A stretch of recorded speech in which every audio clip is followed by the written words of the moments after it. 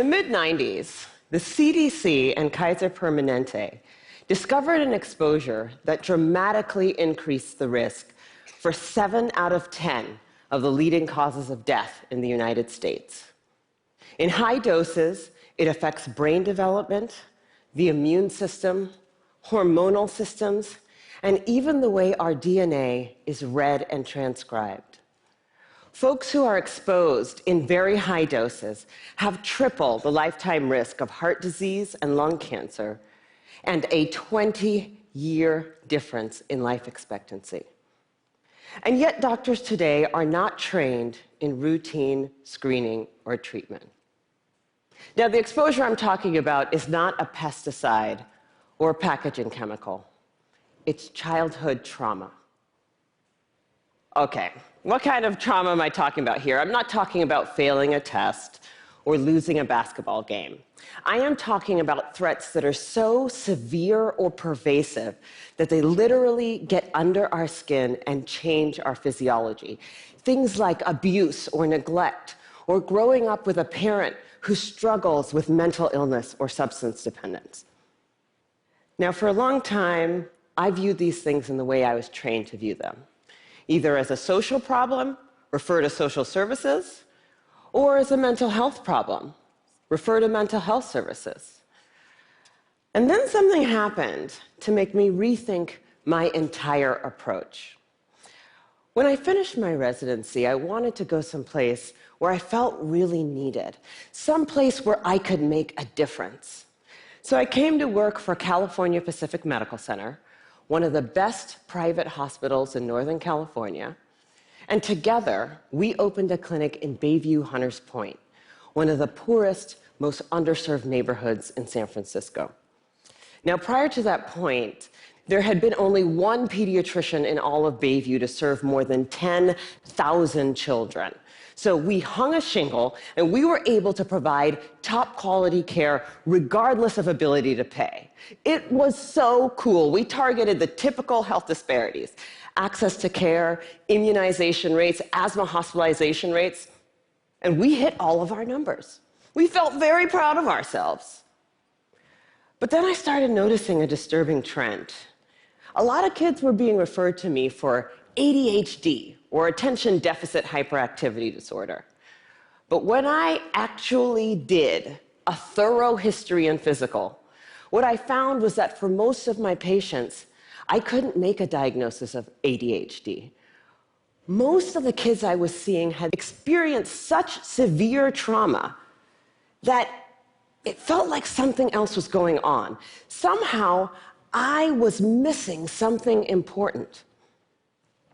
Now, before I did my residency, I did a master's degree in public health. And one of the things that they teach you in public health school is that if you're a doctor and you see 100 kids that all drink from the same well, and 98 of them develop diarrhea, you can go ahead and write that prescription for dose after dose after dose of antibiotics, or you can walk over and say, what the hell is in this well? So I began reading everything that I could get my hands on about how exposure to adversity affects the developing brains and bodies of children. And then one day, my colleague walked into my office and he said, "Dr. Burke, have you seen this?" In his hand was a copy of a research study called the Adverse Childhood Experiences Study. That day changed my clinical practice and ultimately my career. The Adverse Childhood Experiences Study is something that everybody needs to know about.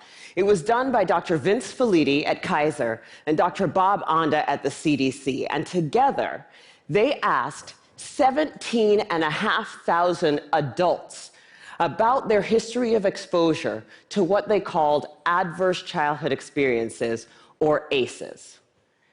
Those include physical, emotional, or sexual abuse, physical or emotional neglect, parental mental illness, substance dependence, incarceration, parental separation or divorce, or domestic violence. For every yes, you would get a point on your ACE score. And then what they did was they correlated these ACE scores against health outcomes. What they found was striking. Two things. Number one, ACEs are incredibly common.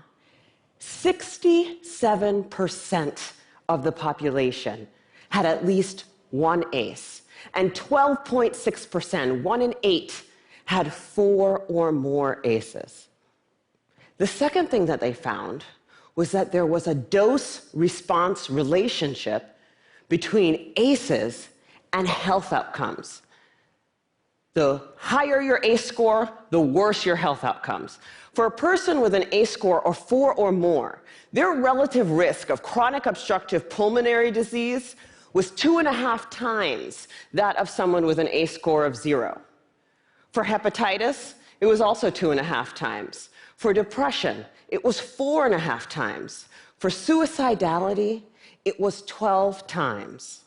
A person with an ACE score of 7 or more had triple the lifetime risk of lung cancer and 3.5 times the risk of ischemic heart disease, the #1 killer in the United States of America. Well, of course, this makes sense. You know, some people looked at this data and they said, come on, you have a rough childhood, you're more likely to drink and smoke and do all these things that are going to ruin your health. This isn't science. This is just bad behavior. It turns out this is exactly where the science comes in. We now understand, better than we ever have before, how exposure to early adversity affects the developing brains and bodies of children. It affects areas like the nucleus accumbens, the pleasure and reward center of the brain that is implicated in substance dependence. It inhibits the prefrontal cortex, which is necessary for impulse control and executive function, a critical area for learning. And on MRI scans, we see measurable differences in the amygdala, the brain's fear response center. So there are real neurologic reasons why folks exposed to high doses of adversity are more likely to engage in high-risk behavior. And that's important to know. But it turns out that even if you don't engage in any high-risk behavior, you're still more likely to develop heart disease or cancer. The reason for this has to do with the hypothalamic pituitary adrenal axis, the brain's and body's stress response system that governs our fight or flight response. How does it work? Well, imagine you're walking in the forest and you see a bear. Immediately, your hypothalamus sends a signal to your pituitary, which sends a signal to your adrenal gland that says, release stress hormones, adrenaline, cortisol. And so your heart starts to pound, your pupils dilate, your airways open up, and you are ready to either fight that bear or run from the bear. And that is wonderful if you're in a forest and there's a bear. But the problem is what happens when the bear comes home every night. And this system is activated over and over and over again. And it goes from being adaptive or life-saving to maladaptive or health-damaging. Children are especially sensitive to this repeated stress activation because their brains and bodies are just developing. High doses of adversity not only affect brain structure and function, they affect the developing immune system, developing hormonal systems, and even the way our DNA is read and transcribed. So for me, this information threw my old training out the window, because when we understand the mechanism of a disease, when we know not only which pathways are disrupted, but how, then as doctors, it is our job to use this science for prevention and treatment. That's what we do. So in San Francisco, we created the Center for Youth Wellness to prevent, screen, and heal the impacts of ACEs and toxic stress. We started simply with routine screening of every one of our kids at their regular physical, because I know that if my patient has an ACE score of 4, she's 2.5 times as likely to develop hepatitis or COPD. She's 4.5 times as likely to become depressed, and she's 12 times as likely to attempt to take her own life as my patient with 0 ACEs. I know that when she's in my exam room. For our patients who do screen positive, we have a multidisciplinary treatment team that works to reduce the dose of adversity and treat symptoms using best practices, including home visits, care coordination, mental health care, nutrition, holistic interventions, and yes, medication when necessary. But we also educate parents about the impact of ACEs and toxic stress the same way you would for covering electrical outlets or lead poisoning. And we tailor the care of our asthmatics and our diabetics in a way that recognizes that they may need more aggressive treatment given the changes to their hormonal and immune systems. So the other thing that happens when you understand this science is that you'll want to shout it from the rooftops, because this isn't just an issue for kids in Bayview. I figured the minute that everybody else heard about this, it would be routine screening, multidisciplinary treatment teams, and it would be a race to the most effective clinical treatment protocols. Yeah, that did not happen.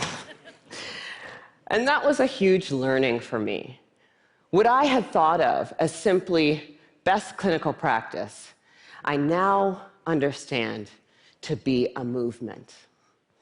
In the words of Dr. Robert Block, the former president of the American Academy of Pediatrics, adverse childhood experiences are the single greatest unaddressed public health threat facing our nation today.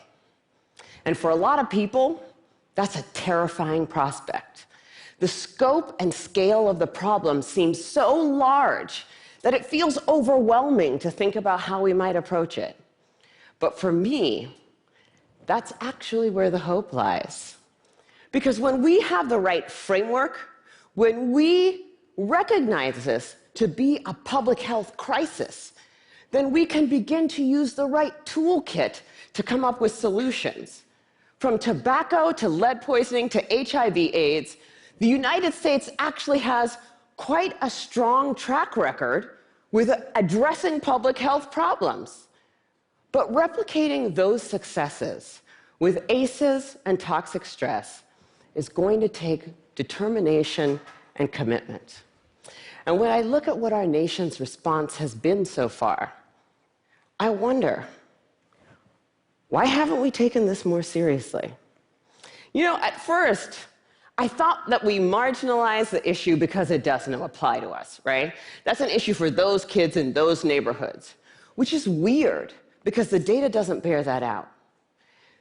The original ACEs study was done in a population that was 70% Caucasian, 70% college educated. But then, the more I talk to folks, I'm beginning to think that maybe I had it completely backwards. If I were to ask how many people in this room grew up with a family member who suffered from mental illness, I bet a few hands would go up. And then if I were to ask how many folks had a parent who maybe drank too much, or who really believed that if you spare the rod, you spoil the child, I bet a few more hands would go up. Even in this room, this is an issue that touches many of us. And I'm beginning to believe that we marginalize the issue because it does apply to us. Maybe it's easier to see in other zip codes because we don't want to look at it. We'd rather be sick. Fortunately, scientific advances and, frankly, economic realities make that option less viable every day. The science is clear.